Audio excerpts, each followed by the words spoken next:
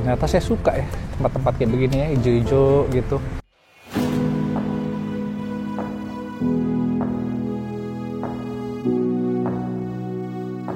Selamat sore teman-teman, apa kabar? Selamat akhir pekan.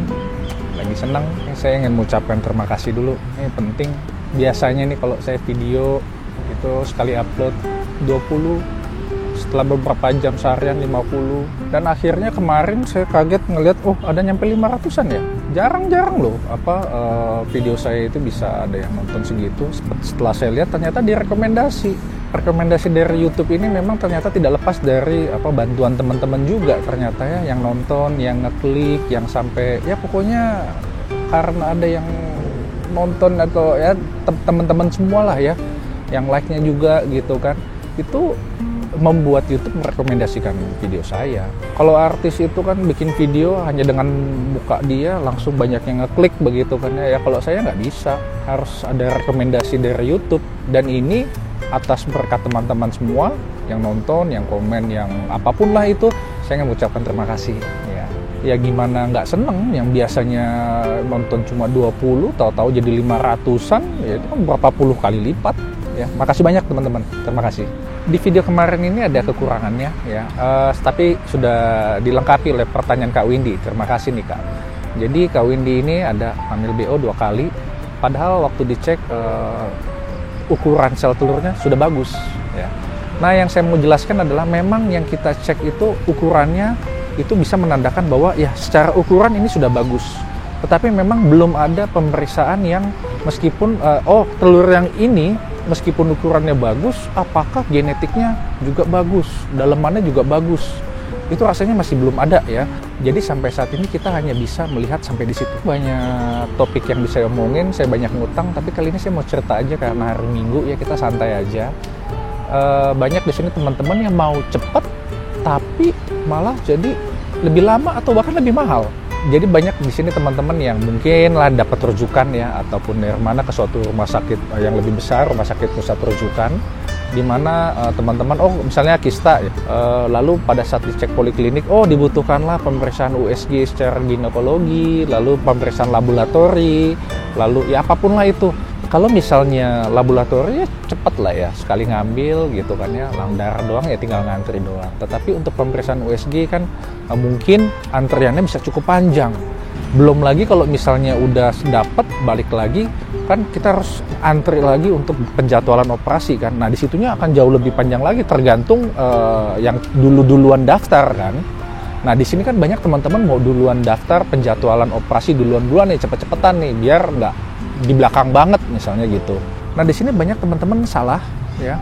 Mungkin teman-teman dikasih request untuk cek laboratori dan misalnya USG, terutama USG ginekologi ya. Laboratori mungkin cepat, langsung ngambil, ditinggal tunggu, yang antrinya aja ya, 1 hari intinya kan selesai. Tapi pada saat USG harus berhari-hari nunggunya, waiting list sampai mungkin 7-8 hari bahkan lebih dari seminggu. Itu mungkin saja kan.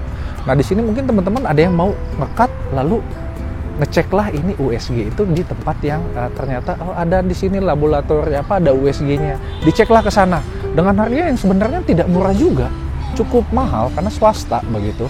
Tapi dengan hasil ini datanglah ke poli dengan logika, dengan harapan ini USG-nya ternyata saya di luar loh, ini udah ada hasilnya, bisa lebih cepat begitu.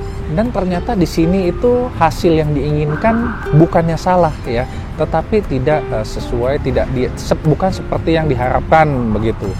Jadi banyak teman-teman itu ya USG di luar dipikir semua USG kan semua sama, tapi ternyata berbeda teman-temannya. Jadi pada USG ginekologi ini itu yang dinilai pun berbeda ya. Mungkin di luar sama-sama ada kista, ada sekatnya, isinya gimana, tetapi mungkin ada beberapa penilaian tertentu yang memang harus dilakukan oleh yang subspesialisnya yang di bagian ini ya, untuk melihat apakah ini sebenarnya keganasannya tipenya kayak gimana, kemungkinannya kayak apa, apakah ada pembuluh darahnya, macam-macam penilaiannya teman-teman.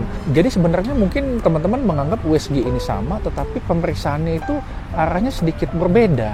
Padahal sebenarnya sama-sama USG, tetapi yang dinilai itu mungkin penilaiannya itu sedikit berbeda. Jadi hasil yang dari luar ini, yang mahal ini, yang sudah datang, ternyata nggak bisa dipakai. Itu sayang sekali. Bukannya nggak bisa dipakai, bisa, tetapi kita membutuhkan yang lebih detail. Nah, mungkin di sini saya ada tips kecil yang bisa membantu teman-teman untuk mempersingkat menjadi penjadwalan itu menjadi lebih cepat ya. Yang penting kan daftar penjadwalan operasi mungkin menjadi lebih cepat karena kita butuh USG ini. Nah, di sini teman-teman tinggal deketin tuh, Sus, ini kalau misalnya ini yang USG siapa begitu, tanya dokternya. Nah, carilah dokter tersebut ataupun yang ada di sana yang menjadi standar prosedur di sana gitu, itu praktek di luar di mana. Jadi ada di rumah sakit sebelahnya atau di mana, nah teman-teman bisa ke sana meskipun dengan harga yang mungkin juga sebenarnya bukan harga normal, harga pasien biasa begitu kan ya. Tetapi ini akan menjauh lebih terarah daripada teman-teman datang ke tempat USG yang lain yang ternyata USG-nya berbeda, apalagi jenisnya beda untuk yang dicek. Ini nggak akan bisa dipakai lagi untuk suatu bahan yang nanti pertimbangan sebagai operasi begitu. Jadi maksud saya semacam ini, apa yang diperlukan di rumah sakit itu ya rasanya tidak beda jauh.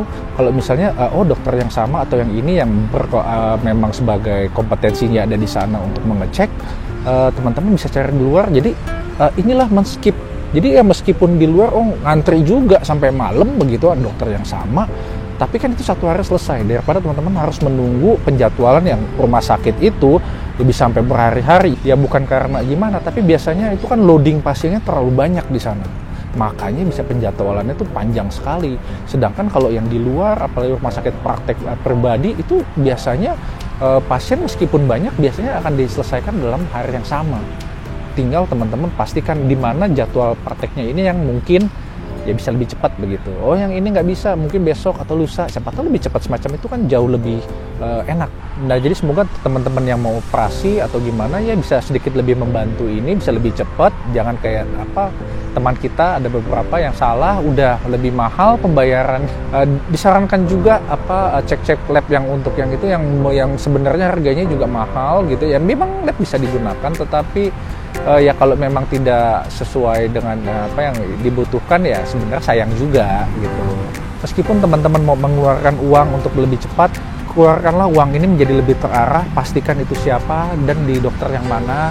Itu teman-teman harus perhatikan lagi kepada susternya. Baik-baiklah sama suster, dok, sus ini kalau ini bagaimana?